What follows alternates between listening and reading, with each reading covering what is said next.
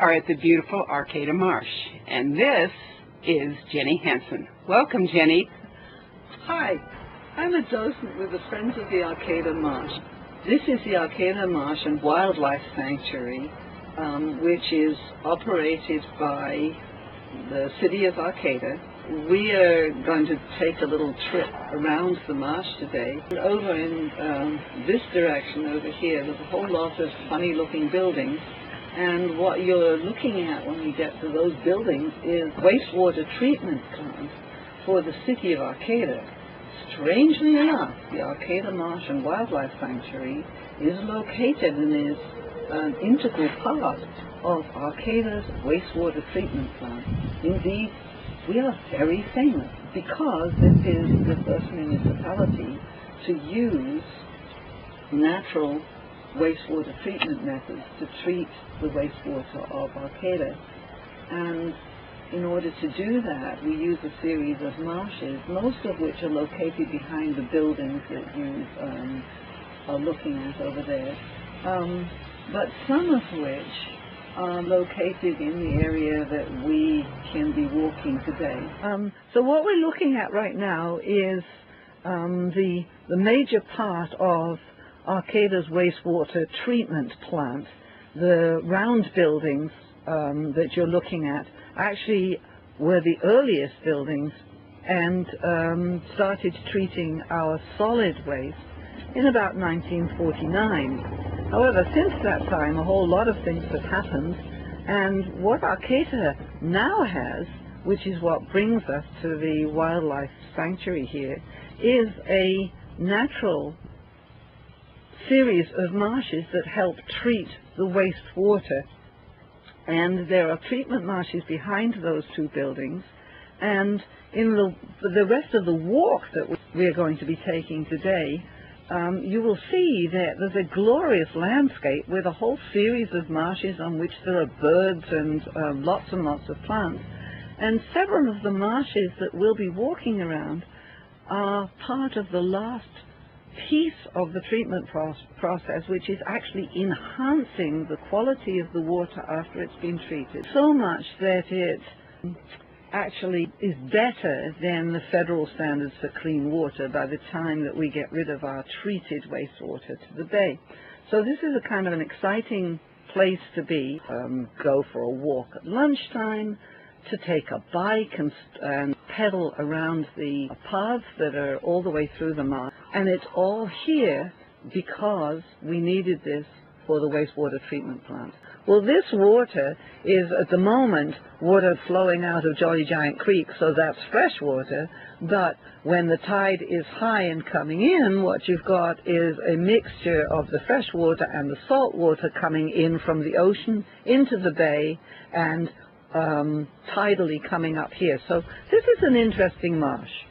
Well, when you think about what happens with flowing water coming out into a fairly flat place, it's going to tend to meander. And so this is just a piece of the meander that you're seeing of the same little piece of Jolly Giant's Creek, or Butcher's Slough. Now we've moved from the closer water that was so flowing to water in the distance, and the water in the distance that you're seeing is actually Humboldt Bay. And so all right here is part of the Arcata Marsh and Wildlife Sanctuary, and it's right on the edge of the bay. Indeed, some parts of it were actually diked off areas from the bay. So this is a very, very watery place that has within it some freshwater marshes, some saltwater marshes, some flowing water, some still water, a huge number of birds that use this area in the fall and the winter because we don't get it freezing here and they've got open water and plenty to eat. So we've just been looking at what looks to be an absolutely pristine, glorious waterway in a whole lot of nice vegetation. Looks like the country. Well, it is the country, but this is an area in which natural history and human history interact all the time. And what we're looking at right now is a whole bunch of pilings just sticking up out of this water. And you might want to know what those are and how come they got here. Well, before we created this innovative wastewater treatment plant, which opened eventually in 1983, this area did not look the way that it does now. This was a marshland. And we always used to think that was useless land, but if you could use it, you would use it for industry. And lo and behold, our favorite industry around here was timber for many, many years. And actually what you're looking at when you look at the pilings is the site of a planer mill plant. And so there were buildings there that had to be put on pilings because of the marshy land underneath. Initially, when that plant was in operation, actually they had diverted the flow of the water and put it into a neat little channel and got rid of most of this water, which is now back and eventually going to flood out these pilings or rot them. But this whole area was extremely industrial. Throughout the Arcata Marsh you'll find railroad tracks which were used for transporting lumber. So this is a very interesting natural environment that has been taken back, as it were, from industry. Oh, and here we've got some nice graphics of the birds that you can find here, and a little bit about the Arcata Marsh and Wildlife Sanctuary. And right now we've moved on to looking at the water on Clop Lake. And Clop Lake is actually a lake that was carved out of the bay, and it's the place where birds really like to sit when the high tide comes in, and they can't go out to the mudflat diner, which is their favorite place of eating. The mudflat diner is the 6 miles of the bay when the tide is out, but right now the tide is in, as we'll later see. What you're looking at now is an island, but there are 2 islands, one behind the other, and those are chock-a-block full of birds. They're almost sitting on each other's heads. It's the high tide, there's no place to go, so they're going to sit here and sit it out, waiting until the mudflat diner is open again. And they're just hanging out here for this period of time. Right behind me, and I don't think you get that in this picture, but there are some transmission towers. There are all these towers out there. And if you keep an eye out when you're here, you can sometimes see a bird sitting on those towers. It's a little black speck. But what it might be is a peregrine falcon. And if it is a peregrine falcon, that is a bird of prey. And what we were just looking at, those islands there, that's what they're looking at. And they may come down for lunch, at which point the entire island's worth of birds will fly off, and they will divide and conquer. I.e., some part of the flock will go in this direction, some part will go in that direction, some will go over here. And what they're attempting to do is to avoid that peregrine and make it more difficult for that bird to pick out one of them every now and again. And I think I've only seen that once since I've been coming here. You will get to see a peregrine grab one of those birds, take it up, take it back to the power pole and sit there and devour it. You don't see it very often, but believe me, they do it often enough to make it worth their while to be here. So that's all by way of saying this is a pretty exciting place to come for a walk. What we're kind of hoping for is to see some of these birds fly around, and we may actually get to see that a little bit later on. You're looking at the hills east of Arcata in the distance. When we were doing this, filming this, the wind was really high. You can see that in the leaves of this Monterey pine here on the edge of the Clop Lake. Right below that are a whole bunch of birds on the rocks. These are called peeps. Peeps because when they fly, they make this little peeping sound, and they're very small and quite difficult to identify one from the other. These may be western sandpipers, or they could be least sandpipers, and some of them are flying. What they're doing is, like all the other birds now, waiting for the tide to change. When the tide goes out, these tiny little birds are very commonly seen right down at the shoreline, right along the shore. So if you're along the bay side and you're looking down over the diked walkways, you can quite often see these birds. They've got short legs, so they can't get quite as far out as some of the larger birds. So they're quite easy to see, although they're very small. We've moved right now, and now you're looking at Arcata Bay, just past the parking lot from Clop Lake. So this is a very watery place. We're back to Clop Lake because the birds are starting to fly. You'll begin to see flocks of birds just simply picking up and flying in large groups, and then coming back and landing again as that one did. Some of the taller birds are probably cormorants. You can see these flocks of birds, and as they turn all as if they are one entity, you can see the whites underneath their wings. This is a fabulous, here's a whole other group of birds taking off, flying across the lake, probably coming right back where they were before, picking up, taking off, sometimes flying apparently for no reason, but there is a reason.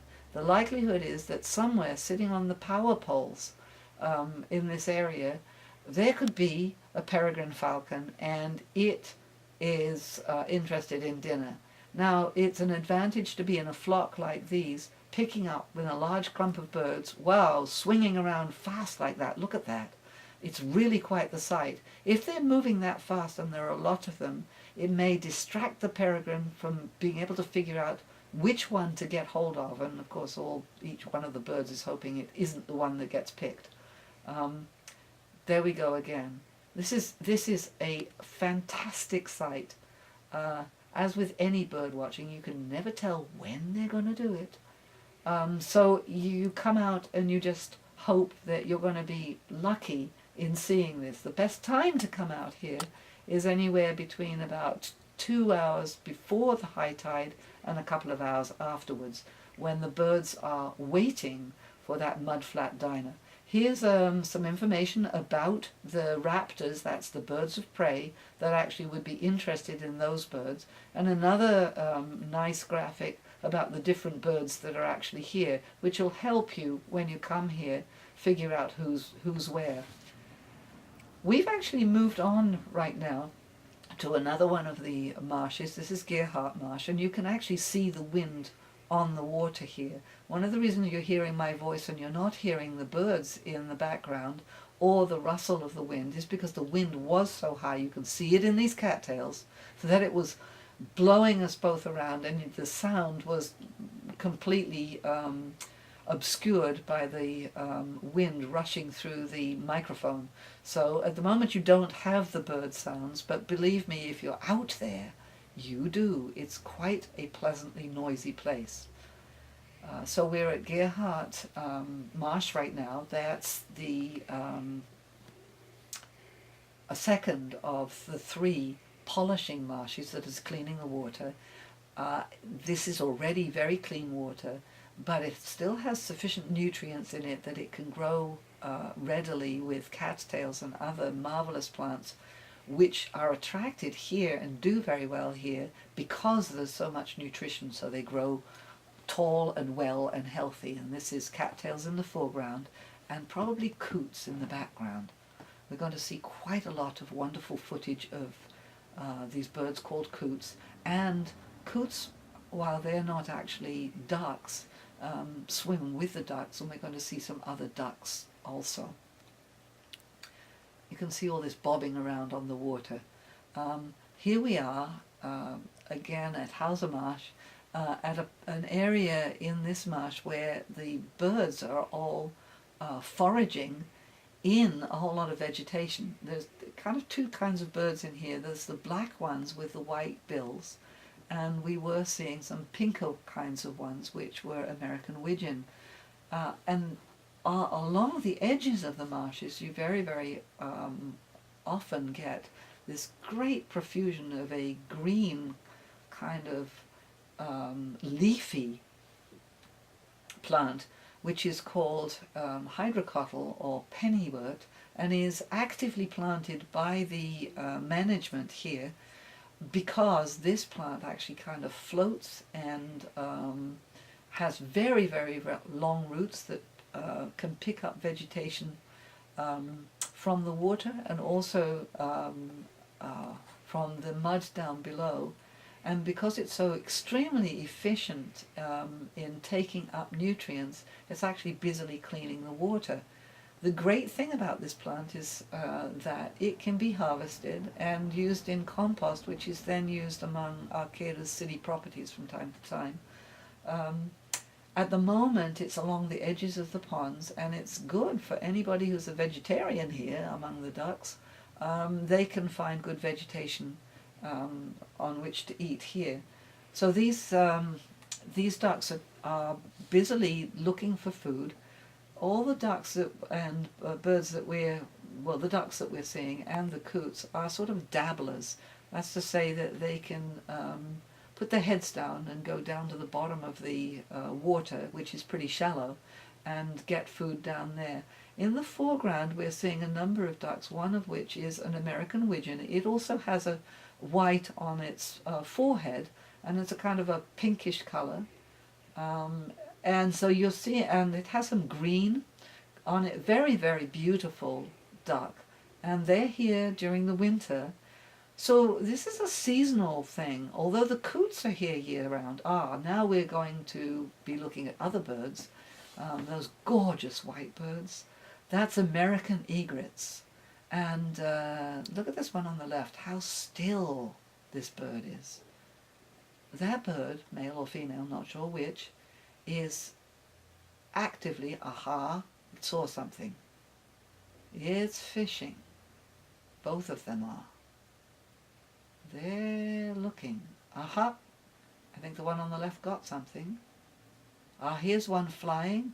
They're up and down. They're a little territorial. That one sort of chased the other one away. It didn't go far, but it's like, wait a minute, this is my fishing spot. You just move. So you'll see that from time to time. See how many of them there are. These birds actually roost in the trees, and you can see in various places, including on Woodley Island, you can see a roost on Indian Island. There's a roost of these great egrets, and you can see them in the trees. But right now, they're all here because they're all fishing. A bunch of birds taking a little swimming trip across the water here. They're mostly coots. They like to hang out in gangs. And, anytime you come out here in the fall or the winter, you have a good opportunity of getting quite the show of birds. It's like a movie. It's nature's movie. It's a slow-moving movie. And all that you need is a nice day and time to just simply watch the world go by, duck style. And you can pay attention to an individual bird, or you can look at what the whole group is doing. You can focus to see whether from time to time a male and a female are kind of swimming along together, as they quite often do, with, as I say, the male having more color than the female. If you're a female duck, you're likely to be browner than your male companion, because you're going to be responsible for laying eggs, and it's a great advantage to be a little drabber in color if you're a female bird, so that you won't get picked off by some predator. Back again to these egrets. They are really good fishing birds and very patient. A small bird to the left is about half the size of that big one that we just saw, and the other one is also an egret. This one is this one is the great egret. This one on the right, and on the one on the left is a snowy egret, and that one we are not going to see it again, I don't think. But the littler one that's about half the size, it's not this one's baby. It's not a young one. It's a full-grown one, but that's a snowy egret. So we have two different kinds of egrets, very, very commonly, and you can see them in the same place. They have a slightly different way of fishing, but you could see both of those birds. So if you see a big egret and a small one side by side, they're not related to one another. They're two birds, same colour, different birds. Now these are very active egrets here, walking around and actively fishing. They are very, very patient birds. They can stand still for a very, very long time, simply looking to see if a fish will go by. Maybe it saw something, maybe it didn't. It's back and forth, but it can stand there patiently until the fish moves close enough, and then wham, got it. In the foreground we're seeing mostly American widgeon. Yep, see that egret? It just got something.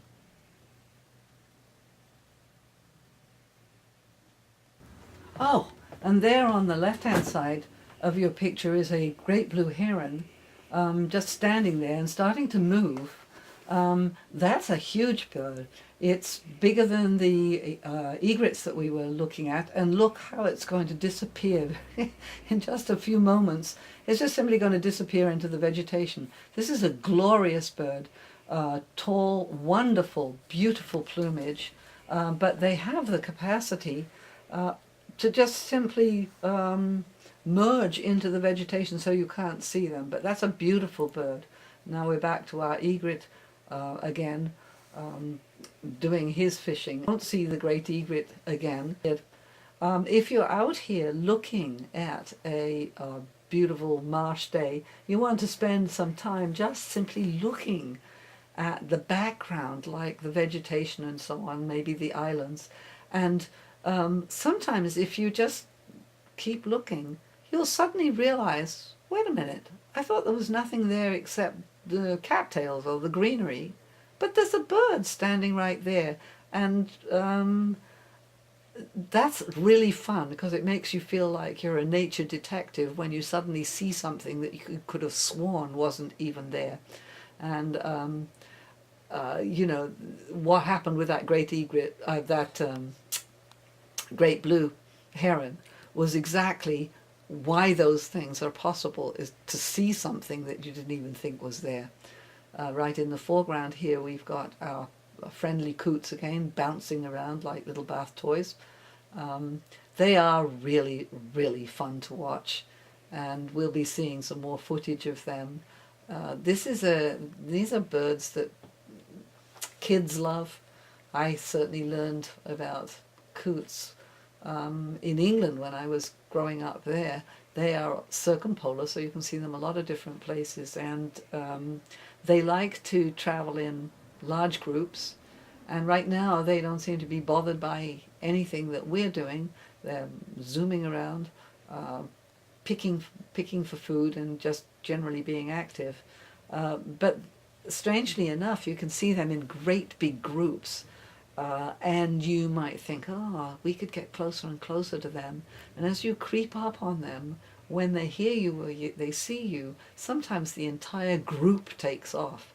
And it's interesting because they appear to run across the water. They're flapping their wings, but they're sort of running at the same time, and they'll run across the vegetation, like that green vegetation, to get a little bit further away from you, in case you should be some kind of a threat. That is a lovely sight to see, and one that you stand a very good chance of seeing on many, many occasions when you're out at the marsh. Coots are a dime a dozen. There are a lot of them, and they may be the largest number of birds that you see at any one time in any one place. Maybe this huge flock of blackbirds with their little white heads here. So we're still just watching the action here. It is like an ongoing nature's movie. Those are slower movies than the one you go to the theater to see, but they're full of interesting things happening on all sorts of different scales. So the camera's following a coot, zooming along across the screen here. Always makes one wonder, well, what are they seeing that we don't? Because they have a reason for going in the direction that they're going. Now we're looking again through the cattails into another piece of the marsh, and I think that's a gadwall going in the distance. That's a different kind of bird. Coots look like ducks, but they are not actually ducks. These are all coots here. Now we're back to seeing our great egret here. Lovely. Right here is a pair of American widgeon going across the street, the screen. Another American widgeon among the coots. So that seems to be the primary birds, ducks that are here, right on this pond at this moment. You can still see how much wind there is here in the water, which is why, as I say, you're not actually getting the sound of the birds or the wind at the moment, because we've had to tape the sound separately. The wind blew into the microphone. Here's our egret. And here's some information available to you along the trails about the duck with the white bill, which is actually a coot, and more information about the other birds that are here. So this is a nice place to get some information while you're out walking in the marsh. These are very nice pieces of information.